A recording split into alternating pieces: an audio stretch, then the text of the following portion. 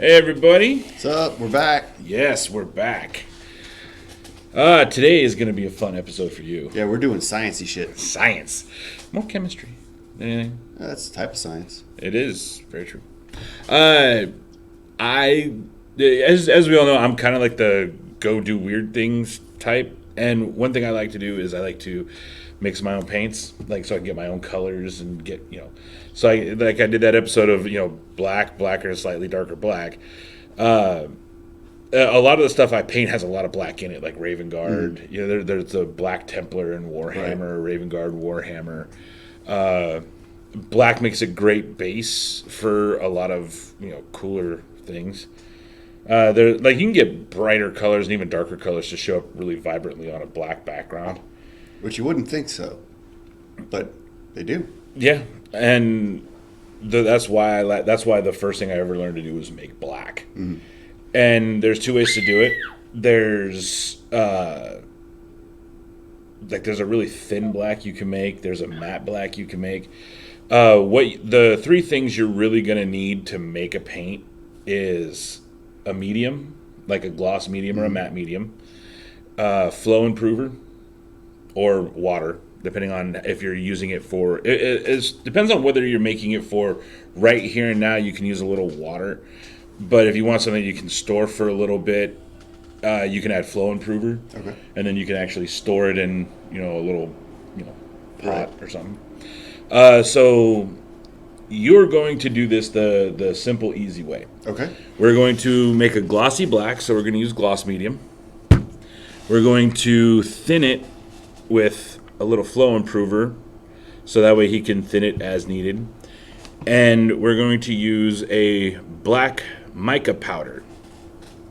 You know those powders that they use to tint resins and stuff like that? Same thing. Okay. Now, mind you can do this with any color, and you can actually change the temperature of that color with inks. Okay. So you could use like a white ink to turn that into a more gray. If you have red, you can go to pinks, or you can go to that really dark, rich, bloody red, that brown. So you can actually get those like micarta pigment packs and just use your color wheel. Okay. And throw a little bit into a little cup, and then you just keep mixing it. Unless you want to get like super pro, you can get a piece of glass and mix it and use a spatula.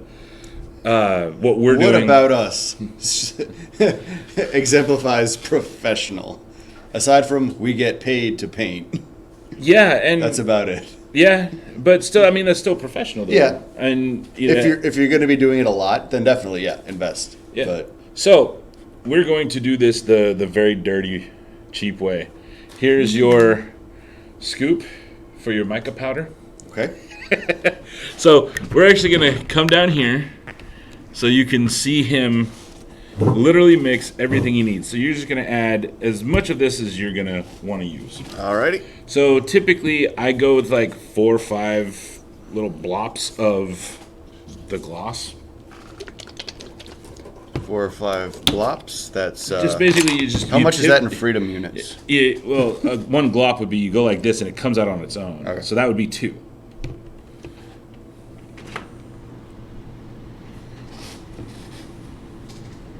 Perfect. All right. And now what we're going to do is we're just going to take some mica powder. Just unscrew it. And careful, that stuff is really fine, so if you sneeze, that's going everywhere. You want me to open it for you? No, okay. Putting on my PPE.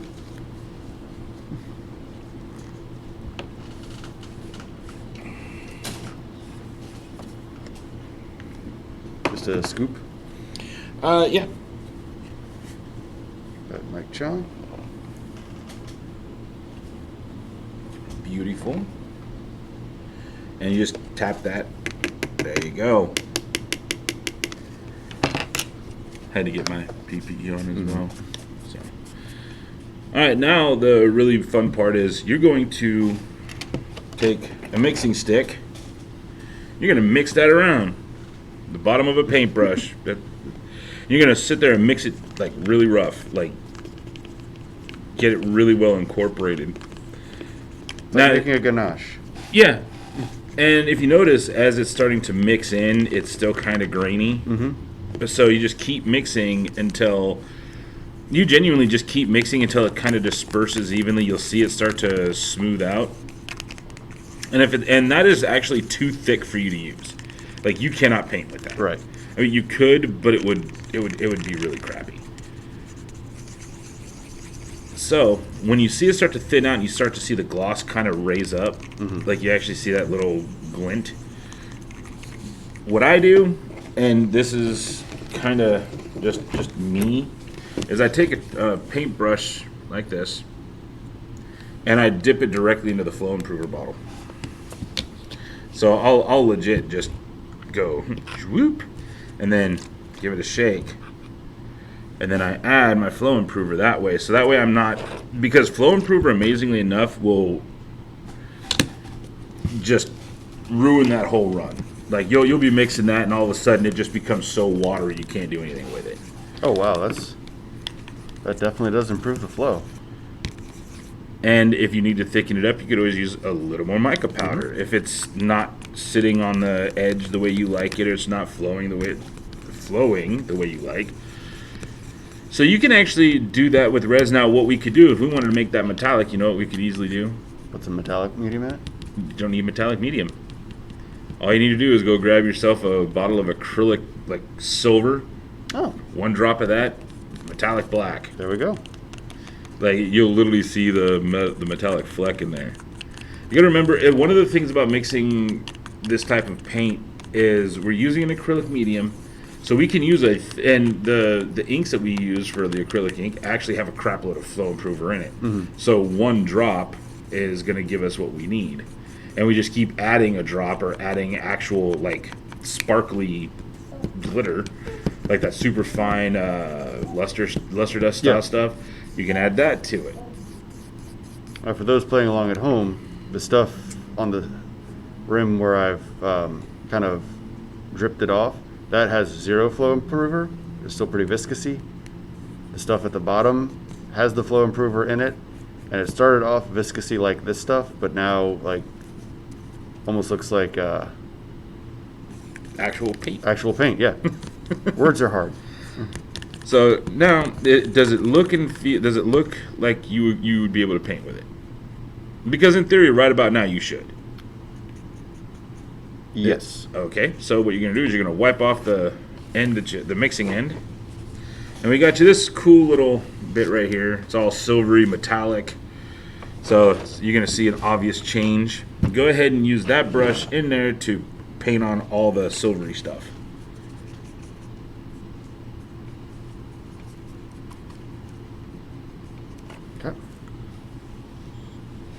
Oh, and you can go haphazard with it too. You can just go absolutely ape. You don't have to be gentle with it at all.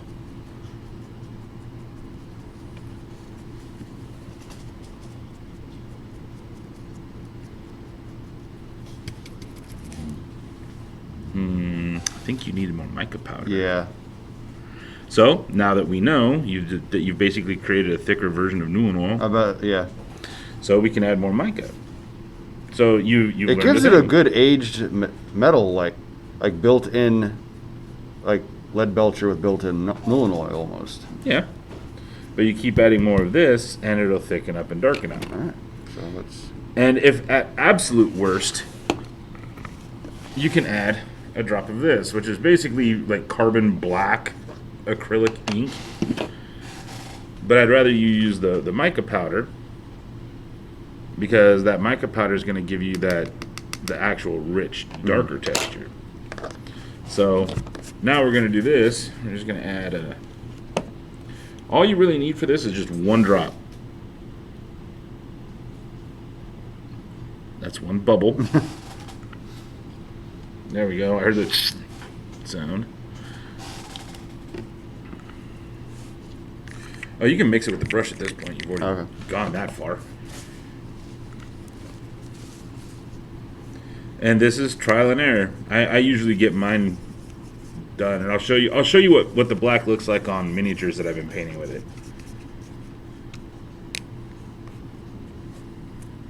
And you just, and literally the fixed Oh yeah, there you go.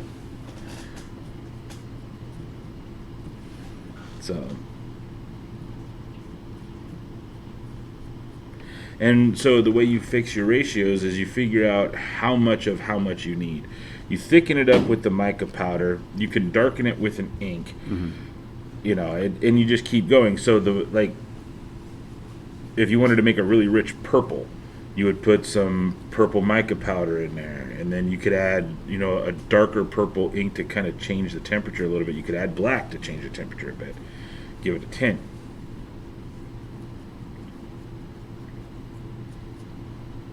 Sweet. Yep. And the fact that you were able to brush it over that metal gave it that, when it starts to dry up, all the little metallic undertones to give it that natural scuffing. So legitimately, you've created a paint. So congratulations. Well, thank you. And all it is really ratios. You're gonna have to find your own. Like, you were actually a lot more liberal with. You were actually a lot more conservative, I should say, with the use of the mica powder than I am. Yeah. I literally just. Well, I figure it's easy to add it. It's easier to add stuff in than take it out. And some of the miniatures that I've been painting my black on,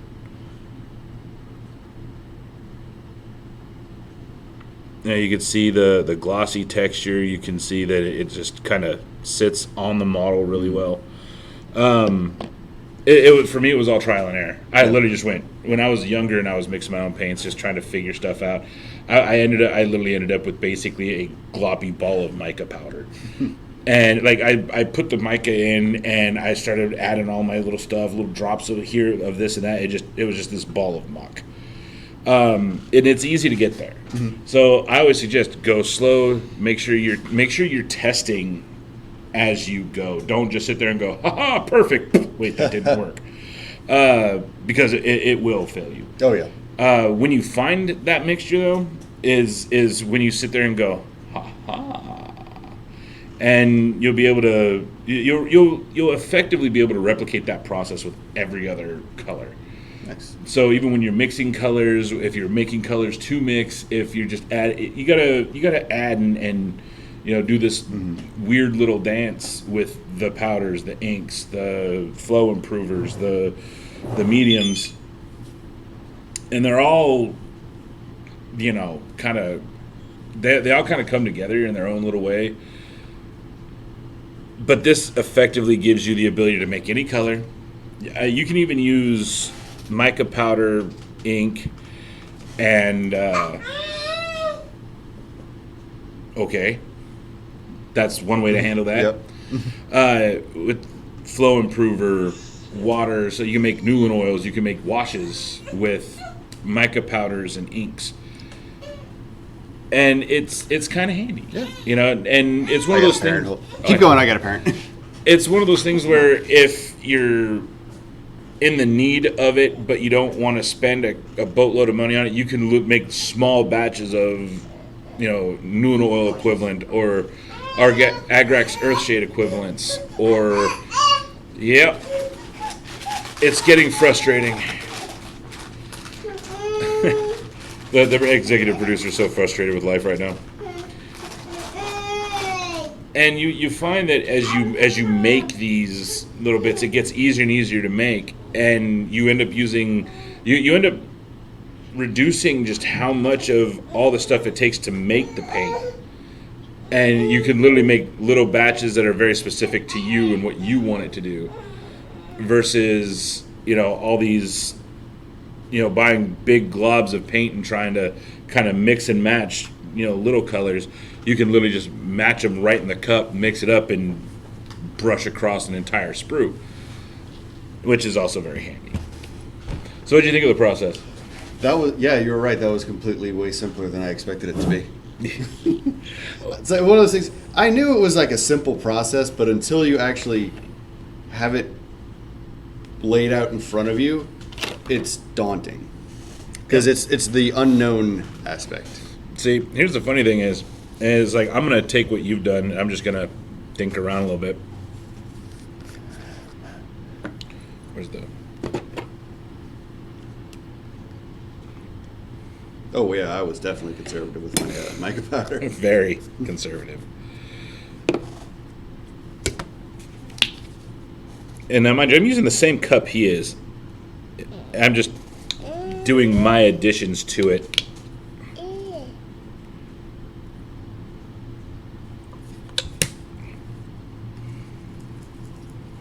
See how it just kind of clumps everywhere. Yeah. There's your ball of muck. That's literally your ball of goop. It just gooped all over the. So we add a little more flow improver, and we keep adding this until it thins out. So you just add a drop or two at a time, and you just keep mixing, and you end up with. Like, you can actually paint with this as it is now. Mm-hmm. Funny enough, you could actually paint with this. So, what is stuck to my hand? my hand shouldn't be sticking like that. So you could literally go like this, and see, notice how it just instantly covers up a lot of that white.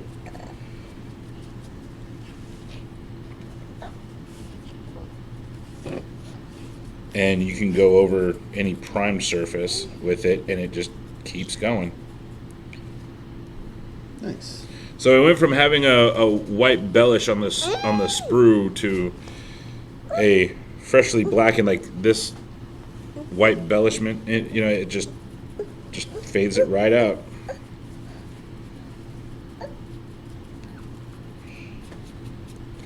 See, we're getting him into painting young. He's going to be like, oh yeah, my friend Chaz knows how to do this. Oh yeah. He's enthralled with that. See, and embellishment gone. And we've done it with a paint that actually dry. And one thing I've noticed about making my own is it actually dries a little faster. Mm-hmm.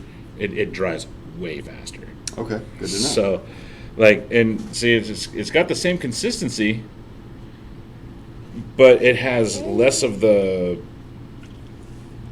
dry weight, So we could, and theoretically, I could go over every last little piece and make all of it darker. And it'll keep rubbing in until it's like almost saturated. And you just keep going over it until you get that, color you like. And it literally gets darker and darker the more you let it dry and the more layers you put on. All of it just becomes one darker layer.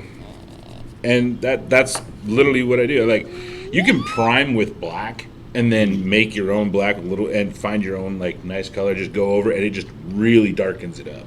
Okay. And that's effectively what I do. These were primed in Chaos Black. And then I made my own black using mica powder, some ink, exactly the same thing that we did here.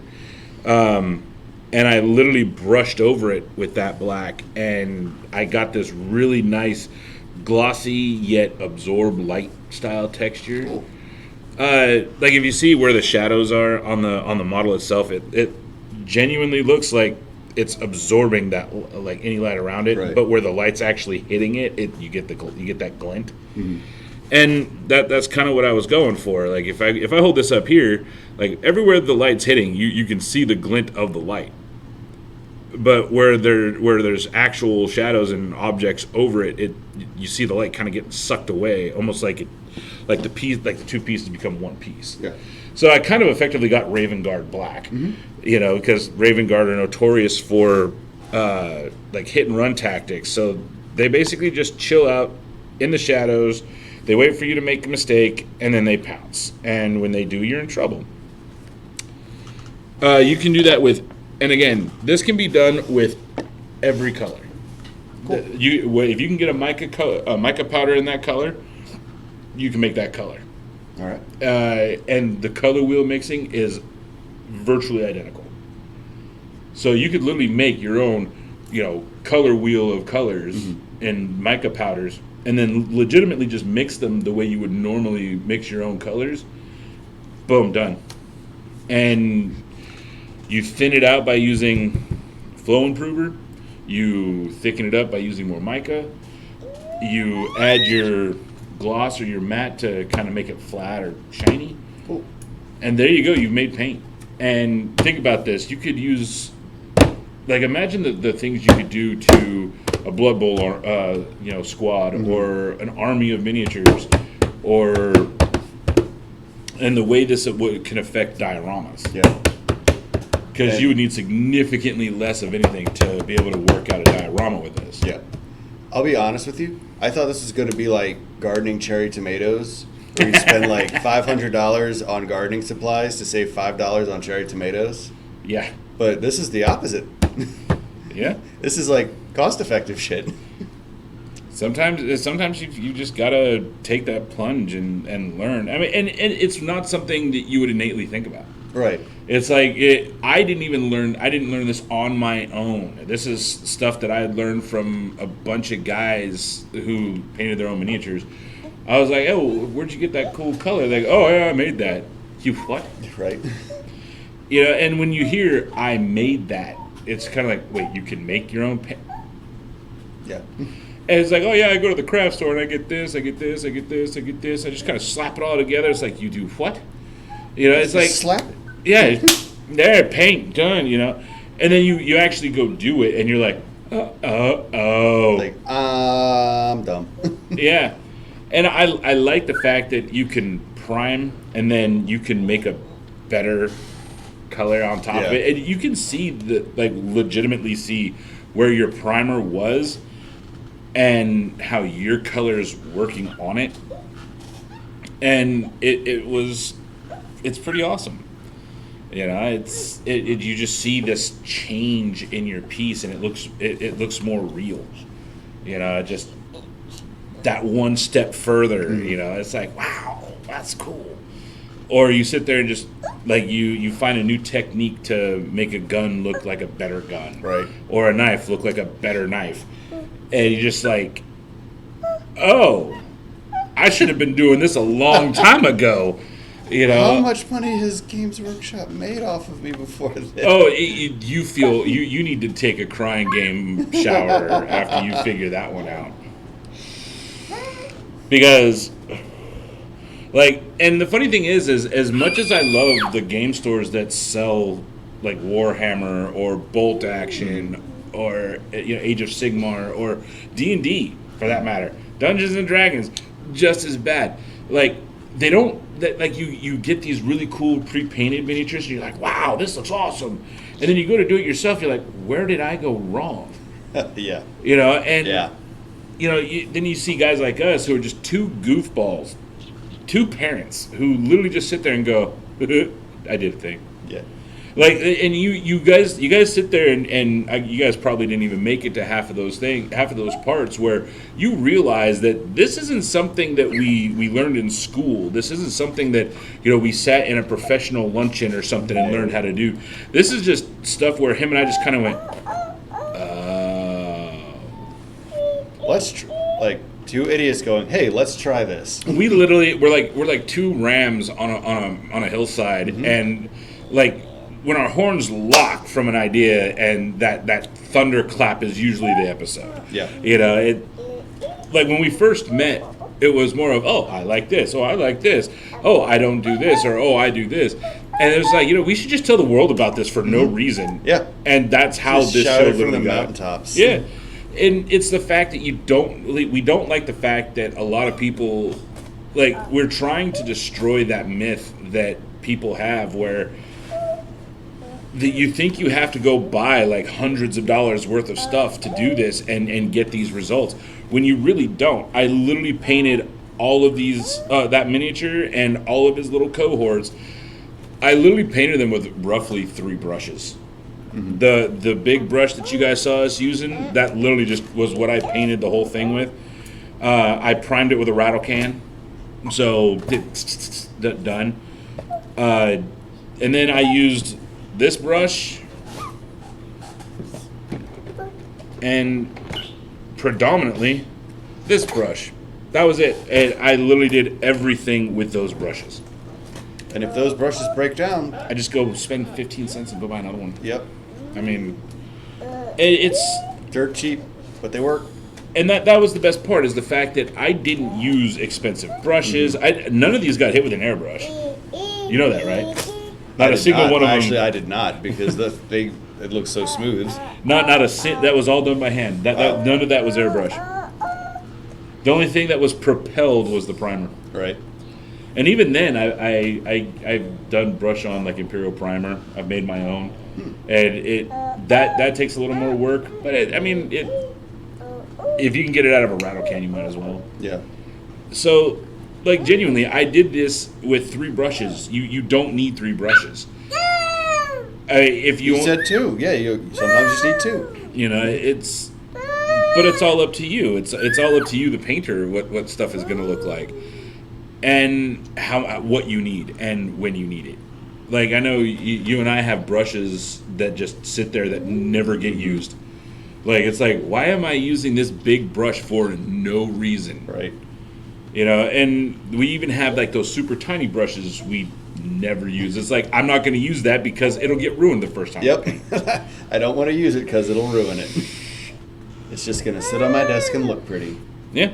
And that's painting in a nutshell. Is, you know, you have stuff that you get really comfortable using. You have stuff you're never going to be comfortable using. Like one of the plans that I have with you is we're going to make a diorama. And you and I have been talking about this for a while. We just haven't settled down an idea of what that diorama is going to be. But you're going to get like video. We're going to do video of us doing this diorama and making this beautiful scene. But you're going to see us use it, do the stuff the way we would do it. The dirt, simple, easy, no frills. The no $300 foam cutter. Oh, it's going to be like when they were first doing the prop work for Star Wars, and it's just like, what's that? I don't know. Well, now it's a lightsaber. Yeah, pretty much. Get that motorcycle clutch. Gonna make a thing out of it. Yeah, but that's like it shows the ingenuity. Take that laser gun, slap a frisbee on it. USS Enterprise. There you go, buddy. Yep, pretty much. But that shows ingenuity. Yeah. We want you guys that watch this to be a part of the gaming world, the tabletop community, or we want you to be a part of the painting community that you don't play the game, but you like painting the miniatures because you got this little flair style that sets you apart from everybody else. Like he has things that he does that make me look like, if I were to do it, it looks like I had 5 thumbs on my hand, and vice versa. So it's that brings beauty to painting. And if you make a little money on the side, cool, hey, Feed the habit. But at the same time, you get people who sit there like, I've had 4 offers on my Raven Guards so far. 4. Nice. And it's weird because people are like, oh, how much is that? I'm like, well, I'm not done with it yet. I still have like 5 more dudes. I got to paint 5 more guys and my Raven Guard will be done. And they're like, well, when it's done, how much is it going to run you? That's probably about $400. For all my Raven Guard in there, probably running about $450. That's because they're all professionally painted. Right. They all got, and it was really funny is each squad has their own little unique thing. Like all the squads are parade ready, they are decaled, they are everything. But they all have each squad, and you unless you really know how I paint, you'll never know. But they all look great. They all have this gorgeous look, and like you won't know the little things I did unless you know how I paint. Right. But I've had people sit there and go, oh, when it's done, let me know. So I'm thinking, okay, well, the more I put into this, the more money it's going to cost you. Just keep in mind that $450 is going to go up. And make an offer quick before I keep doing shit to it. Oh yeah, you make me offers before come in and make Chris an offer for him, because when I'm done with the army, and if I add more stuff to it, like vehicles, that it all gets sold together. Yep. And I like that. It's kind of a testament to people who, and I love it when guys who've been playing this game forever, like they've been playing Warhammer for ages, and they go, oh, how much is that Raven Guard army? And you tell them, it's like, it's going to run you about $375, $450. They go, that's a steal. Well, they literally just sit there and go, nice. very, very nice. You know, it's like I can go without borscht for a week or two. I take army. You know. Like, So- okay, how do I? What do I hide this cost as? This will be known as groceries. Cleaning supplies. Right. I'm hoping that whoever gets it, whoever buys it, is not only happy with it, but I'm contemplating what I'm going to do next, because I did Raven Guard. Mm-hmm. It's like,